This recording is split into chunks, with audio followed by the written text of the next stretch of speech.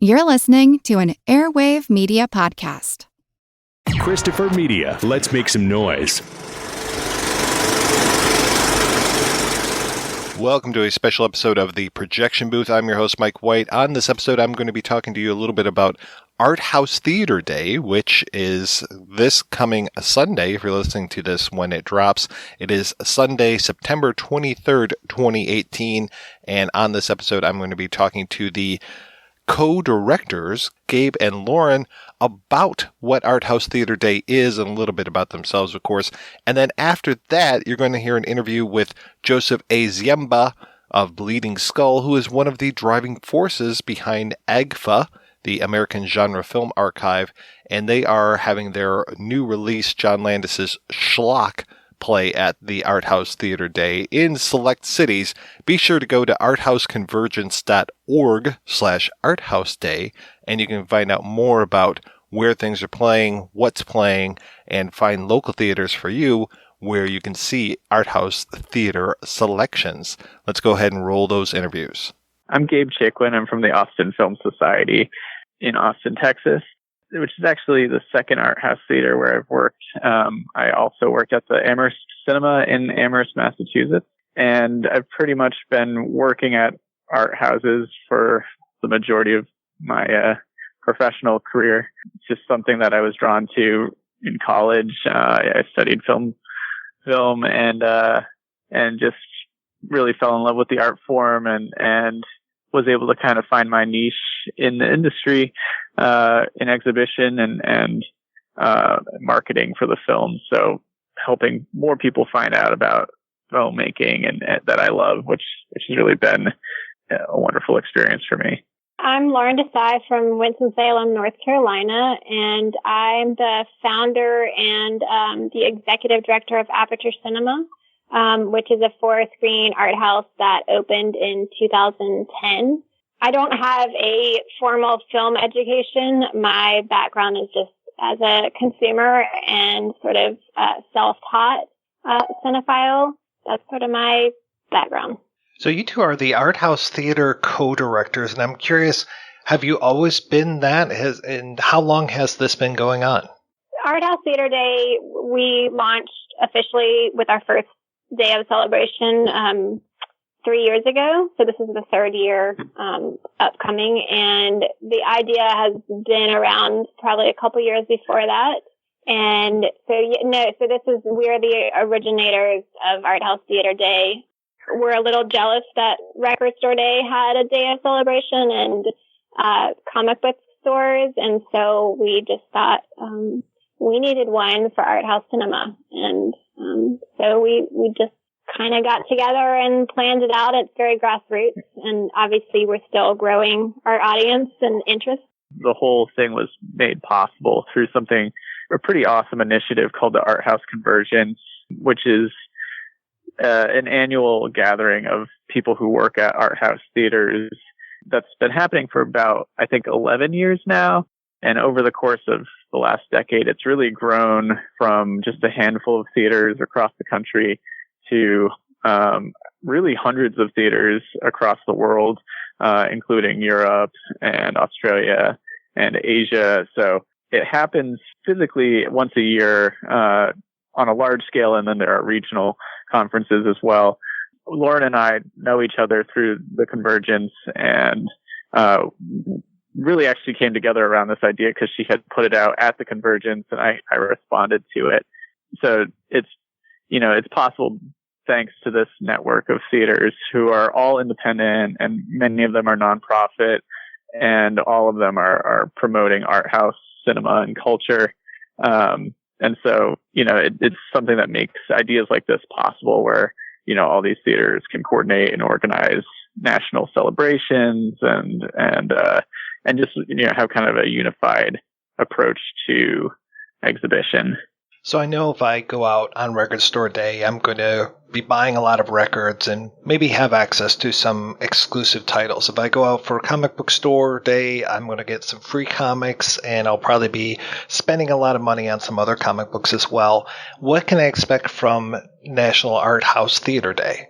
Yeah, we don't have that sort of easy way to have unique items available because what we do is program film.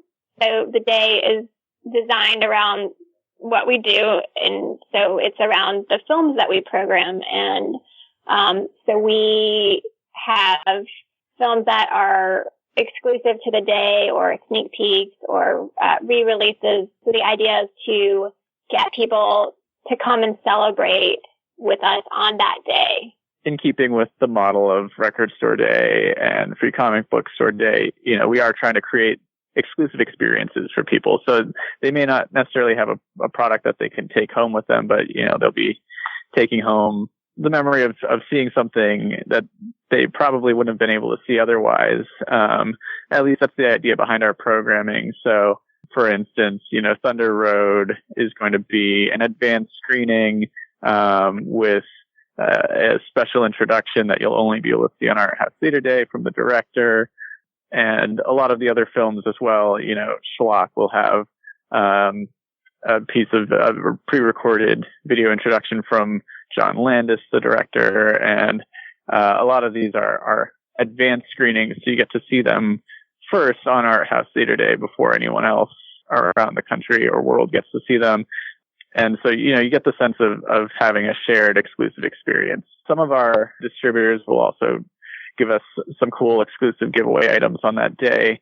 There is one pretty cool giveaway that we can't announce yet, but it's exciting and it looks like it's going to happen. So all I can say is really just show up to your local theater on Art House Theater Day, and hopefully you'll get some cool swag. Oftentimes the theaters will also individually kind of create their own items to give away on the day as well. So is this like a from dusk till dawn or from dawn till dusk kind of a thing, or how does this work?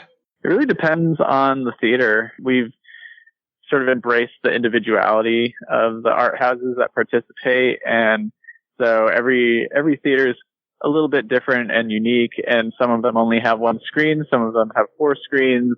Due to that, it really means that the programming that you'll get at each theater is going to be a little bit different, but you will see at least one of our sort of exclusive titles from Art House Theater Day's exclusive roster. And yeah, how each theater chooses to celebrate will really depend on the theater themselves. I know a lot of people use it as an opportunity to bring out other filmmakers and films if they have local connections, or sometimes they'll also have additional like parties or receptions, Q&As after some of their other film programming. It really just depends on each of the individual theaters that are celebrating. So, if people want to see what they're going to find on a local level, they should check out arthousetheaterday.org, our website, and find the index of theaters that are participating, and then find their local theater and see what's playing. Have all the art houses that you guys have been dealing with, have they all converted to digital projection?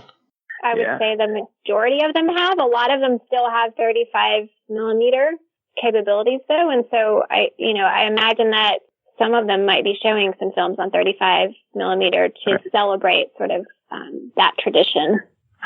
I know of at least one theater that defiantly has not converted from 35 millimeter, which is the New Beverly in LA, which is the theater that Quentin Tarantino bought and basically kept alive. But they only do 35 millimeter, and they only do repertory film programming. But they're kind of a niche, outlier from the rest of the theaters. Gabe, you work for the Austin Film Society, and I've always wondered, and what is it about Austin that seems to make it such a mecca for independent film? I think it's a combination of a few things, but really, I want to say that it traces back largely to Richard Linklater's involvement in the 80s. He actually, some people know this, some don't, but Richard Linklater founded the Austin Film Society himself in 1985, and really grew it over the course of the 90s and early 2000s into what it is today, which is a really large, robust institution that supports filmmakers and also does exhibition. So I think that had a major effect on the filmmaking landscape in Austin. And of course, he also just with his filmmaking brought Austin kind of into the spotlight as far as a location to film and a place for film culture. That and, the birth of the Alamo Drafthouse theaters here in Austin, which happened in the 90s and early 2000s. And their programming has just always been excellent and brought things that you really have a hard time finding anywhere else in the world here to Austin. So yeah, it's just kind of been a snowball effect, I think, really since Richard Linklater and the Film Society began in the 80s. It just kept attracting more and more people who liked the idea of being able to make films on a really collaborative and friendly level, which isn't necessarily something that you get in other places where there's film industry. And the idea of being able to just see things that you really can't see anywhere else in the world except for maybe a couple other film hubs like New York and LA. But, living here and having lived in the Northeast previously, I do feel like, yeah, it's really on par. The sort of options you have as a cinephile of what you can see in the city is on par with New York. And I've never lived in LA, but I have a good sense of what you can see in LA as well. And I think on any given night, you have just as many options here in Austin to see something super obscure and probably presented in 35 millimeter, oftentimes with, filmmakers in attendance. And there's just so much. It's almost overwhelming as far as the options that you have as a film lover here in Austin. Lawren, I know that you run your own art house theater. You're involved with Aperture. What films are you planning on showing for Art House Theater Day, and what are you most excited for? So we're going to do 3 of the programs. We're doing The Guilty and Big Bad Fox and Other Tales, and we are doing Thunder Road. And I'm excited about all of them for their own kind of unique reasons.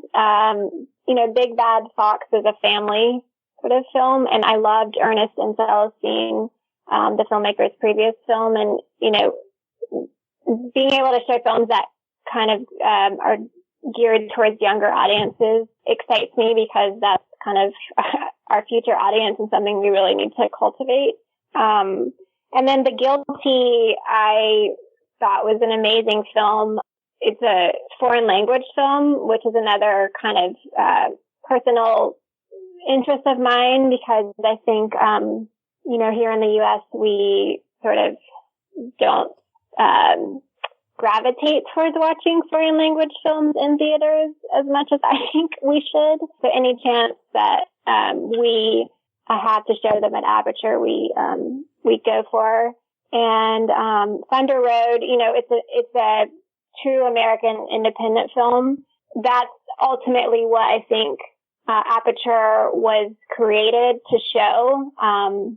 And that was sort of the momentum behind sort of why we came to be in the first place. And so to come back to sort of those roots and celebrate that is why we picked that title.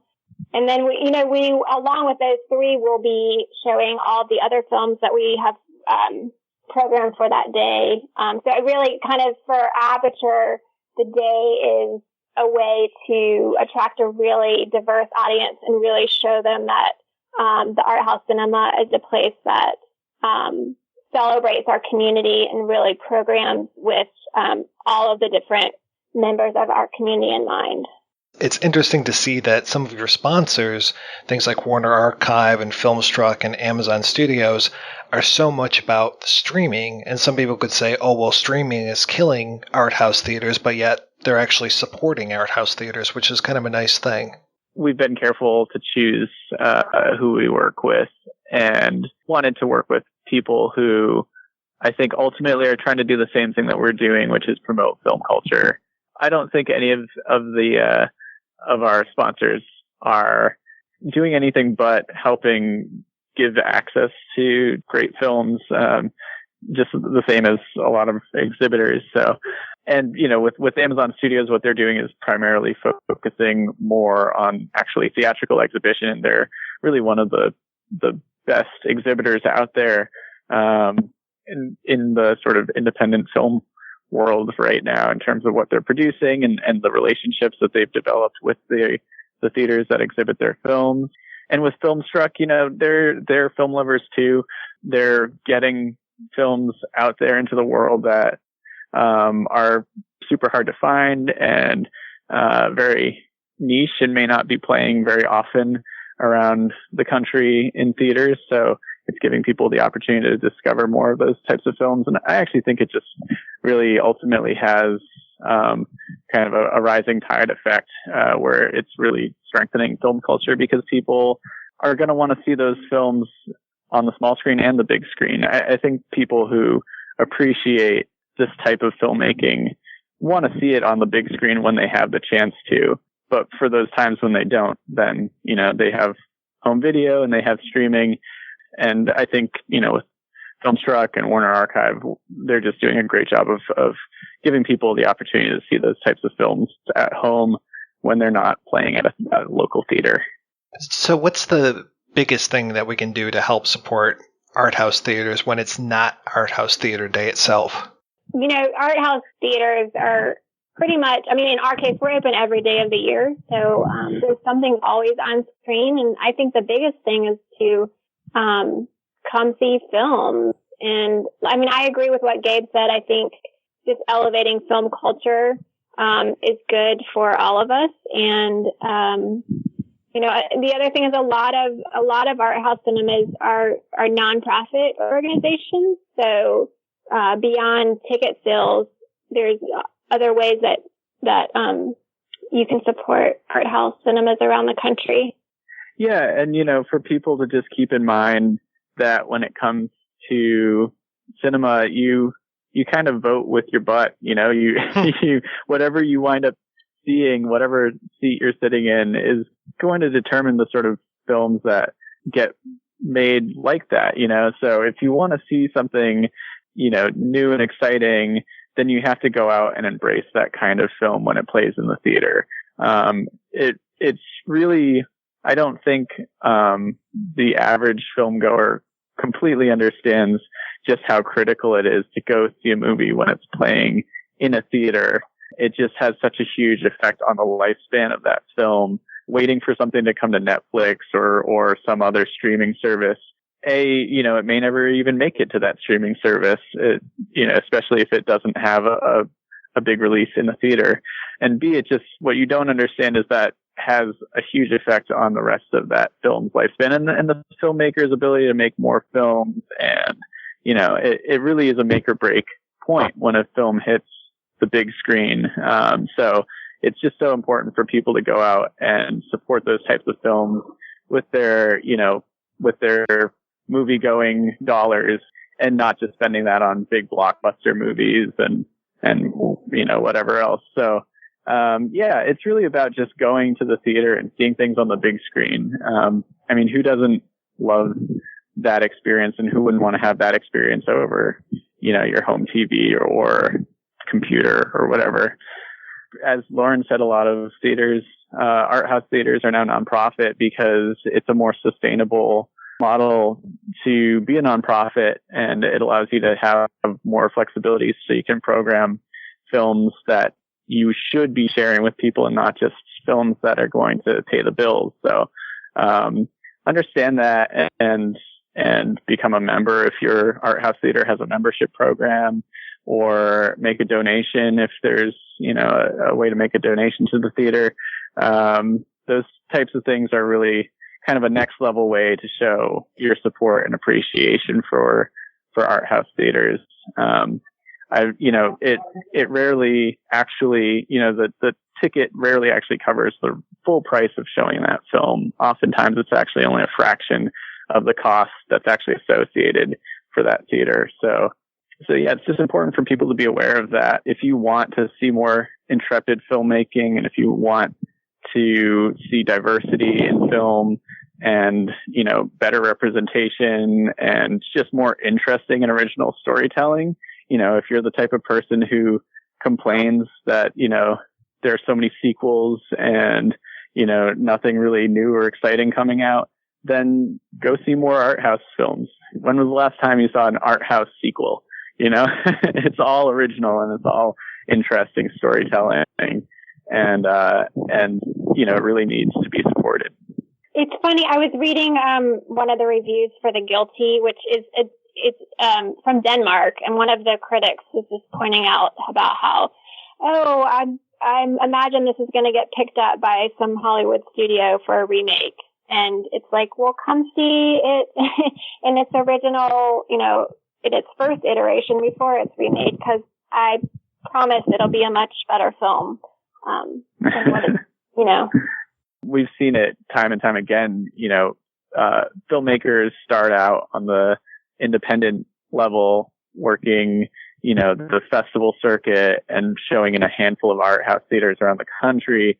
And, that's where their film gets picked up and people suddenly care about that film and the filmmaker. And the next thing you know, they're making the next Star Wars movie or the next, big Oscar winning, best picture film. Those types of stories just happen time and time again, but it really starts at the art house level. That's where those people find their audience and that filmmaking resonates. And so, yeah, again, it's kind of, art houses are where that type of originality is embraced. And then you see it then you see it go on to influence the greater sort of pop culture at large. So yeah, it's an exciting place to be in film.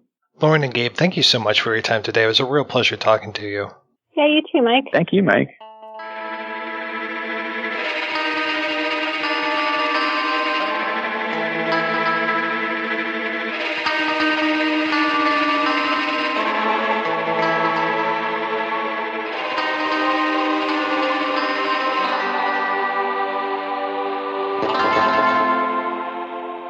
My name is Joe Ziemba, and I'm the Director of Genre Programming at the Alamo Drafthouse in Austin, Texas, and also the Director of AGFA, which is the American Genre Film Archive, and that's the Alamo's nonprofit sister company. I seem to have been getting a lot of press releases and screeners and things for AGFA, probably just for the last couple months. It seems to have suddenly cropped up on my radar. Why is that? Oh, well, that's great to hear. For the longest time, AGFA was just a film archive. So it's really the biggest genre film archive in the world. Sebastian Di Castillo, who is my coworker at AGFA, he was kind of the heart and soul of AGFA for a long time and was running the archive and making sure that the prints got out. But at a certain point, he and I were really interested in what we could do with AGFA. Like, what are the possibilities? Where could it go? So about 2 years ago, we basically pitched Tim League, the CEO of Alamo, on this idea that we thought, AGFA is an archive now, but what if we actually started, building up how we can share these movies rather than just loaning out prints? What if we could get rights to movies and release them? And that led to a partnership with Something Weird Video, and we did a Kickstarter to get a 4K film scanner in-house. And from there, we started our own home video label. And then from there, since we were already a theatrical distributor, we thought, well, what's another thing we can do? We can try to do theatrical distribution. So we started doing that, and that really blew up over the last year. And we've hired our friend Brett Berg to handle all of the theatrical bookings for us. So in the last year or so, it's just really built up, and we're kind of on a really good track with the releases at this point. We were kind of steady and just seeing how things were going for the first year. Now heading into the second year, we're really pushing and doing more, and we have a better grasp of it, and we're way more confident. Well, I want to step back a little bit and tell me, how did you get involved with genre films and genre filmmaking? My entire life, I've been obsessed with horror movies and exploitation movies and outsider filmmaking. And it was kind of a natural progression because it was something that I was really into as a kid, watching movies and growing up in Chicago. I watched Son of Svengoolie on TV and was introduced to all sorts of horror movies. It was a major interest in my life. And then I started collecting VHS tapes more and more in the late 90s. And that led to this thing I do called Bleeding Skull, which was really just kind of an outlet to celebrate these movies that I felt weren't getting celebrated in the correct way out in the world. it just became a hobby. Like my main hobby in life grew to be a profession, which I am very grateful for because it's very rare, having worked lots of jobs in the last 20 years that didn't really align with what I wanted to do. When I finally came here to Austin to work for Alamo, everything that I did in my life kind of came together in terms of not only appreciation for genre movies, but design work, which was my profession before. So all these things coming together into one place has been really great. So that's kind of how that happened. Well, I know Bleeding Skull is a book, and it's a terrific book. What was the impetus to bring that together? Was that a zine beforehand, a website? What was that? Oh, it started out as a site, and it started out, it actually started out on Thanksgiving one year. I got really sick and I had the flu, and I wasn't able to go to Thanksgiving with my family. So I had all of these VHS tapes just lying around my apartment, and I just started watching them and then writing about them, like writing little blurbs about them just because it was a fun exercise. And I thought, I kind of like this. I'm having a really good time writing about this. So I just decided to start a website and put all the reviews online. And that's how it started. And from there, it really grew because I was so obsessed with it. I was doing like 4 to 6 reviews every week for like the first 2 years. And I got really into it. And then it became, at a time when I was really poor and didn't have a lot of money, it became a way to get screeners to review for the site. So I started doing that. And then it just grew from there. It had the idea to do a book really when I was kind of at like a point in my life where I could go in many different directions. And I decided to move to LA because it had always been a dream of mine and just work on the book there. And it worked out and we got it published. So now, with Annie Choi and Zach Carlson, who are my partners in Bleeding Skull, we have a second book coming out with Fantagraphics next year in April. And it's called Bleeding Skull, a 1990s trash horror odyssey. So it's a sequel to the 1980s book. And then we also have the partnership with AGFA where we release films with AGFA and Bleeding Skull. Not only are you a writer, but you also have been in a bunch of bands too. I have, yeah.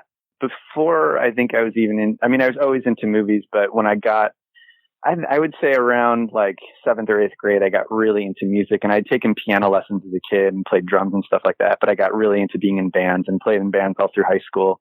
And then towards the end of high school and the beginning of college, I was in a band called Wolfie. And we were very young teenagers, and it was just our dream to put out CDs and 7-inch records at the time. So we did that and kind of toured around, had no idea what we were doing whatsoever. And we were very young and inexperienced, but really had a lot of fun doing that. And then after that, I was in a band called The Like Young, which was like a little more serious. We were kind of dedicated to like, let's give this a shot and see if we can make music full time and devote our lives to this. And the answer was we couldn't because it didn't work out, but it was still kind of a fun experience to try doing it. So we did that for like 5 or 6 years, that band, and we did pretty well with that band. We put out some records. We were on Polyvinyl Records, which is a really great label from Illinois. And then after that band, I did solo stuff under the name Beaujolais for like, I don't know, maybe like 6 or 7 years. And then after that, I started a band with Annie Choi, who is also my partner at Bleeding Skull, called Taken by Savages. And it's at this point where making music is just a really fun hobby, and we kind of just do it all ourselves and put our records out ourselves. Also because we're really old, and who cares about like people our age making music? So we just do it for fun now. Well, tell me a little bit more about the AGFA releases, because like I said, I've seen that pop up more and more. I think the first one that I managed to get my hands on was recently a screener of God Monster of Indian Flats came across my desk, which is a favorite of many years. So I was so glad to see a restored version of that. The goal for the releases is like we're totally realistic about them, knowing that the movies that we release are really obscure and really only attractive to a certain amount of people. We're never going to be on a level of, we're never going to be putting out a Tobe Hooper movie or George Romero movie or anything like that. So the advantage we have as being a nonprofit is that we're able to pick and choose these passion projects of movies that we really feel deserve to be preserved and deserve to be seen by generations when we're gone, more generations after we're gone. So we're able to really kind of dive in and really be passionate about what we're doing. And the only criteria is really that we break even enough to do the next one. And so far, it's really worked. So we're even making a little bit of profit off of each one, which is good. Some sell better than others, but we're in a really cool position being a nonprofit because everything kind of goes back into AGFA. So the releases themselves, we love it. We love doing them so much. They're like the most funnest thing that we do. And we do everything in-house. from, the scanning of the film elements to the post-production work and the restoration to designing the packaging and making DCPs for theatrical. We kind of do it all under one roof. The first release we had was the Zodiac Killer, which was really fun because the story behind that movie is totally insane. Basically, the movie was made so that the filmmaker could try to catch the Zodiac Killer while he was still around in 1970. So that was a favorite. So that was the first one we did. And then we also did The Violent Years with Something Weird and a movie called Bat Pussy, which is also very interesting. It's like the world's first adult film parody. And it's kind of, I guess you could technically say it's kind of a takeoff of the old Batman TV show, but it is not that at all. It is unlike anything you've ever seen. It's a very, very insane movie. Yeah, we did God Monster with Something Weird. And what else? Ed Wood's Take It Out and Trade is coming out later this year with Something Weird as well, which was a huge, big deal for us because that movie was Ed Wood's last movie as a writer-director that he completed. And it was kind of like this mythical beast for so many years, like reading Rudolph Gray's Nightmare of Ecstasy biography. It's like, no one's ever seen this movie, and where is it? It's lost. And we were able to track it down with Rudolph Gray's help and purchase the movie, and we're finally releasing it after 50 years. People are going to be able to see it. So that's really exciting. And then in between those, we have the AGFA label releases, and that stuff like The Sword and the Claw, which is a totally insane Turkish action movie starring Kunin Arkin, who's like basically like the Charles Bronson of Turkey. He's amazing. And Effects, which was a movie that we really loved from Pittsburgh. It was made by a lot of George Romero's friends. And it's kind of like this meta, like snuff movie horror thing that's very like cinema verite-esque. It's a very cool movie, and we really love that, so we put that one out. And then we have the AGFA and Bleeding Skull releases, and so far with those, there's been a movie called The Soul Tangler, which was made on Long Island. It's basically like Reanimator shot on Long Island for the price of a used car. It's really cool. And then Ninja Zombie is coming out October 9th, which is a movie that was shot in Chicago on Super 8 and never released. So it's a pretty eclectic group of films. And the unifying thing with all of the movies is that someone on the team is super passionate about it, and we love it, and we want it to be out there. Well, who was passionate about John Landis's SCHLOCK? That would be me. SCHLOCK was kind of a big deal for me as a child because my mom was a teacher. And she used to take me with her sometimes to her class if I would have the day off of school. She taught about 40 minutes away from our house, so it was like a different school district. So she would take me with her to her classroom, and then I was really into comic books as a kid, and I still am. So there was a really cool comic book store by the school where she taught. So when I would go with her, she would take me to this comic store, and it was really cool because there was just stuff everywhere in that place. It was all haphazard, all out of order. Magazines were underneath, and comics were on top. So one day when I was in there, I think in probably second grade, I discovered Famous Monsters of Filmland. They had a bunch of back issues for like $1. So I just had my mom buy me a bunch of them. It was great. I got like 5 copies of Famous Monsters that I had never seen. And the first one I opened up had this photo that I was obsessed with. And it was a gorilla playing a piano. And it said SCHLOCK, like in 3D letters coming out of it.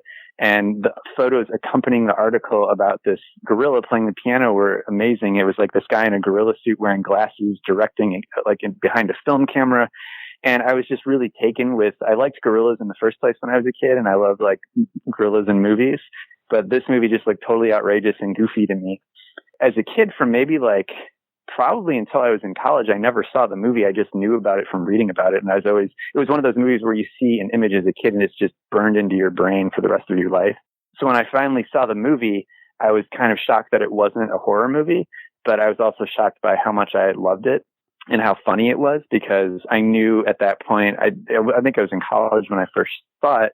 I knew who John Landis was, and I knew his movies because my dad was a huge John Landis fan. My dad, to this day, his favorite movie is Animal House.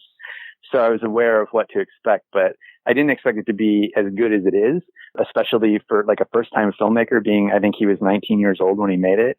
So it was like this rare time in your life when you see something as a kid and you idealize it and for years and years and years, and then you end up seeing it and it's like, oh, it's not what I expected, but it's just as good and it's just as great.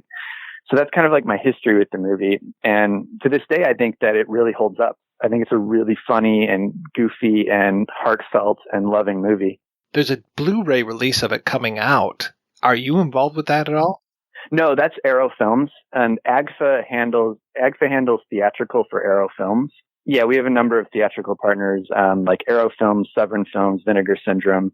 We have like the Herschel Gordon Lewis Library, and we have some Shaw Brothers titles that we handle for Celestial. So SCHLOCK came about because we have theatrical on it. We rep it theatrically. That's why we were all, the AGFA team was sitting around thinking like, okay, what can we do for Art House Film Day? Because we want to be a part of it. It's important. And we looked at this huge slate of titles that all the theatrical partners had and our own AGFA titles. And the first one that popped out at us was SCHLOCK, because you haven't been able to see it at theaters since it was out, basically. There's just no way to watch it. There's a couple of prints out there, collector's prints, but it's almost like it's unseen. Yeah, I only remember hearing about it. I've never actually had seen it. And then it was so nice to finally get some of the origins and the different versions, let's say, of See You Next Wednesday, those announcements that are coming up throughout the movie. I mean, because that's just been the longest running John Landis joke for years of where's See You Next Wednesday? What is going to be the reference in this movie? Yeah, it's great. I mean, it's something too and when I was a kid and I would watch his movies, I had no idea what it was, but I just knew that it was popping up in all these movies. And it becomes almost like this nostalgic thing that follows you throughout life, because every one of his movies that would come out would have something in there. So where did you get the print from for this? Was this in the archive and you managed to restore that? Yeah, Arrow did all the restoration work. We just handle theatrical on it. It's so Arrow handles all the restorations, and then they basically hand us something called a ProRes file. And we create the DCP from that. And the DCP is what goes out to theaters. It's a digital file. Tell me a little bit about this Art House Day that SCHLOCK is going to be a part of. Art House Day is a really cool thing. It came out of a convention that happens once a year called Art House Convergence. And it happens around the same time as Sundance. And it's a really pure and beautiful movement. It's basically once a year. Distributors and exhibitors get together and celebrate art house theaters and celebrate micro theaters and small theaters and alternative theaters, and get together and share ideas and go to panels and talk to each other. And it's really kind of inspiring every year to have that. And so Art House Theater Day, from what I understand, grew out of that and is a way to celebrate that across the country at theaters everywhere. So it's a way to focus on independent distributors and independent films and things that are coming out that we think should be out there and be representative of that whole ideal. So what's your role in that? We are actually not involved in putting on Art House Theater Day. There's a small group of people that are involved in Art House Convergence that handle it. And as far as AGFA goes, we basically just submit something to them to be accepted as part of the package of Art House Theater Day. And so luckily they were on board with doing SCHLOCK. So that's how we were involved in it. It must be nice to be able to bring that movie that you've been kind of obsessed with for all these years to a much larger audience. It's pretty fun, actually. We talk about that all the time in the office, how we're in positions where, there's these movies that have been so important to us all of our lives. And now we are in a position where we can share them with people, that it isn't just like bringing a copy over to a friend's house and watching it. It's like we can actually help get this movie out there and get people to see it in a theater. And I think one of the things that's really amazing today, like in 2018, is that how vibrant theatrical screenings are, especially of repertory genre content. It's amazing. There's so much support out there, and people want to keep that experience alive, and it's really special. Can I ask you a few questions about Take It Out and Trade? Of course. How did you finally manage to track down a copy? Where was it at? So Rudolph Gray, who wrote Nightmare of Ecstasy, the Ed Wood biography, we were hanging out in New York with Rudolph Gray and Frank Henenlotter, who's the director of Basket Case, because we were recording a commentary for The Violent Years, which was a Blu-ray that we released last year with Something Weird in AGFA. And I had been kind of drumming up the courage to ask Rudolph about Take It Out and Trade, because it had screened once at Anthology Film Archives in New York, but it was from a tape source, and it was Rudolph's own tape source. So I was like, okay, we're going to record the commentary, and then at the end, I'm just going to grill him on Take It Out and Trade, because I really want to find out what's going on with this movie. Who knows? He might know something. So yeah, we were packing up our gear, and I was like, Rudolph, can I ask you about Take It Out and Trade? And he's like, sure. And I said, so what's the deal with it? I know you have a tape master. And he's like, well, there's one 16 millimeter print. I know where it is, and I know who owns it, and they want some money. And I said, how much do they want? And he told me, And I thought, I think we can make that work. Like, I think the amount that they're asking, I think we can do it. So we came back to Austin, had a couple of meetings, talked about it, and we're like, okay, I think we can do this. So we ended up getting on the phone with the rights holder and the person who owned the film, which was the producer's son. And he had it, and he was willing to work with us. And it ended up being a pretty long, drawn-out process of being able to get the price to where it would work for both sides, and then also getting out to LA to actually get the film elements and getting them back here in Austin. But once it actually came together, it was a really easy process. It was just a matter of, like, Rudolph knew where it was, and he was the connection. So we owe it all to him for making it happen. Are you guys involved when it comes to all the extras and all the things that go along with the releases? Yeah. For the AGFA releases, we do everything ourselves. For the most part, for something like Take It Out and Trade. So with that one, we flew out to New York and I recorded a commentary with Frank Henenlotter and Rudolph. And then we also are including another movie that was in the Something Weird archive that stars Ed Wood called The Love Feast. And he plays this photographer guy.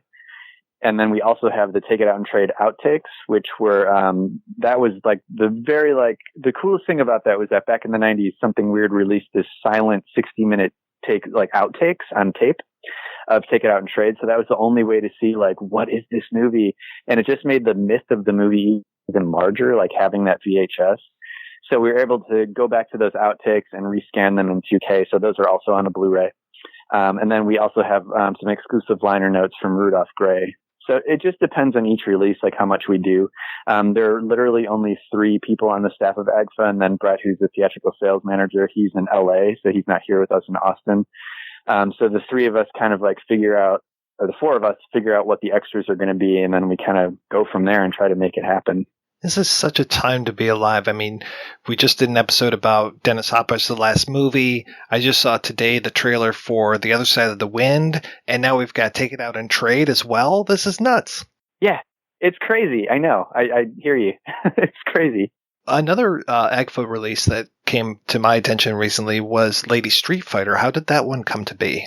We're huge fans of Renee Harmon and James Bryan, who made Lady Street Fighter. James Bryan's Don't Go in the Woods was like a seminal kind of introduction into trash horror filmmaking for me back in the day. We started working with James Bryan because Zach Carlson, who's part of Bleeding Skull and also used to be part of Alamo, he had brought out James Bryan for a screening of Don't Go in the Woods at the Alamo like 10 years ago. And so he had known Jim through that. And we got wind of this crazy thing happened where Zach's friend in San Francisco bought a used car. And in the back of the trunk of the used car, there were some VHS tapes. And one of the tapes was this unreleased James Bryan, Renee Harmon movie called Run, Coyote, Run, which was totally random and insane that it was in the trunk of his car. But he called Zach and was like, hey, do you want this tape? And Zach said, sure. So he sent it to Zach and we watched it and we're like, oh my God, this is like a total like gift from heaven. How does this exist? So we ended up contacting Jim Bryan and saying like, what's going on with Run Coyote Run? Would you like to release it? And he said, oh yeah, sure. So at the time, Bleeding Skull was in a partnership with Mondo, which is kind of like the art boutique of the Alamo Drafthouse. And so we ended up releasing it on VHS, and that was where the partnership started. And from there, we did Run Coyote Run, and then we did a movie with him called Jungle Trap that came out last year. And Jungle Trap was the last James Bryan, Renee Harmon project that was never finished. So we actually finished editing the movie, and Annie and I recorded a score for it. And we finished the movie with James Bryan and released it last year with Mondo and Bleeding Skull. And so that was like a big project with him. And then Lady Street Fighter came about because to me, that's like where Renee Harmon and James Bryan, like where their partnership really blossomed was with Lady Street Fighter. It's one of my favorite trash action movies. Yeah, he has the rights for the movie and he had all the film elements. And we're like, hey, like AGFA has a label now in distribution. Would you be interested in doing Lady Street Fighter? And that's how it came about. We're so fortunate to have a working relationship with James Bryan. It's like you were saying before, like it's a good time to be alive. It's just, life is insane sometimes. I can't believe it.